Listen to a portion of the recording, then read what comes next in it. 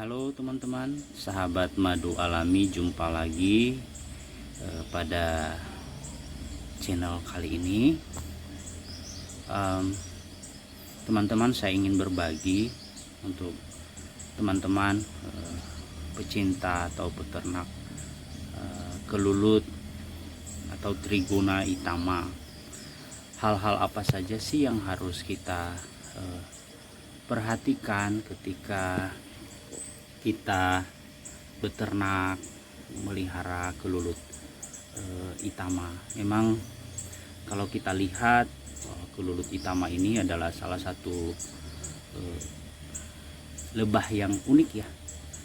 Memang uniknya karena pertama dia tidak bersengat, namun juga bisa menghasilkan madu yang cukup banyak ya teman-teman. Jadi ini sangat menarik untuk dipelajari. Terus kita mau tahu seputar lebah itama ini atau Trigona itama ini. Nah teman-teman, 3 hal penting yang patut kita siapkan ketika kita beternak lebah atau Trigona itama ini.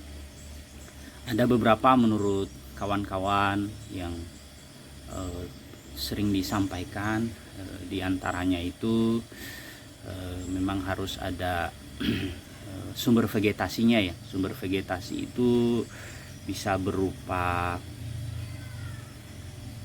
nektar, bisa berupa polen maupun resin. Nah kalau menurut saya teman-teman, saya pelihara lebah itama ini di kampung. Nah jadi dari antara ketiga hal tersebut memang semuanya tidak bisa terpisahkan, tapi menurut saya ada hal yang paling penting dari antara 3 ini. Yang pertama itu adalah sumber resin ya teman-teman. Jadi sumber resin ini sangat penting ya, karena bagaimana lebah kita membangun sarangnya kalau tidak ada resin. Karena resin yang diambil itu akan dicampurkan dengan cairan atau enzim yang ada dari lebah atau dari kelulutnya, sehingga itu menghasilkan propolis ya, seperti yang kelihatan di corongnya ini, seperti itu. Dan itu semuanya sumbernya dari resin teman-teman.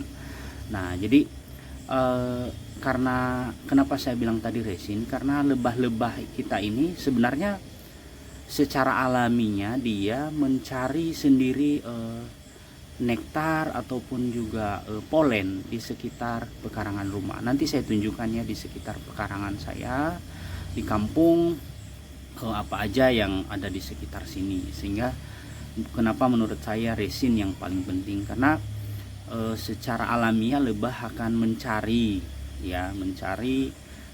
sumber-sumber seperti polen dan nektar di sekitaran pekarangan rumah, atau ya karena jangkauannya kalau lebah itama bisa 500 sampai 600 meter ya teman-teman. Jadi itu yang menurut saya. Jadi yang paling penting kita sebagai peternak akan mencoba harus menyiapkan sumber-sumber resin ya teman-teman. Saya kira sudah pada tahu semua sumber-sumber resin itu terdapat dari mana saja.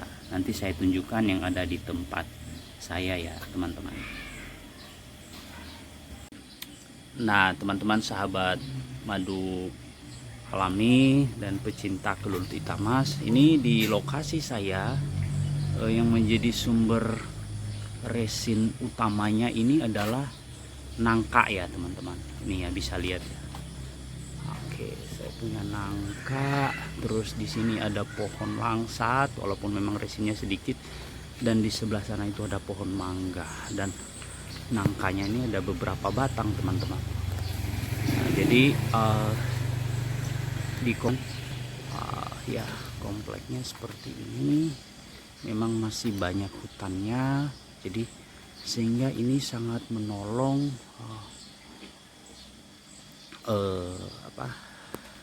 lebah-lebah saya itu ketika baik itu mencari resin maupun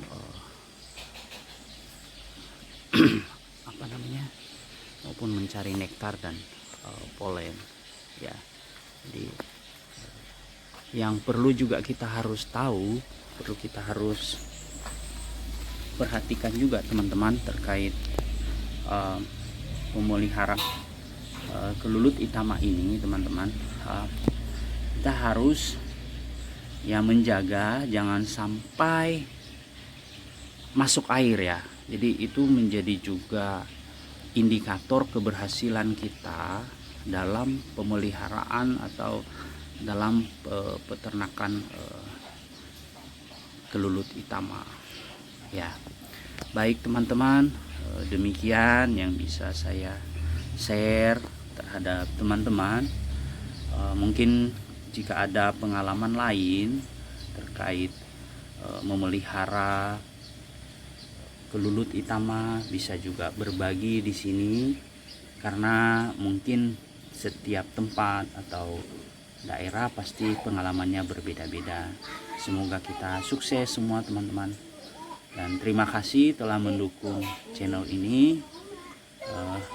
Mohon kesediaan teman-teman bisa memberikan like dan subscribe dan komen, bisa di share sehingga membantu dalam pengembangan channel ini. Terima kasih teman-teman. Salam sukses untuk peternak lebah Trigona.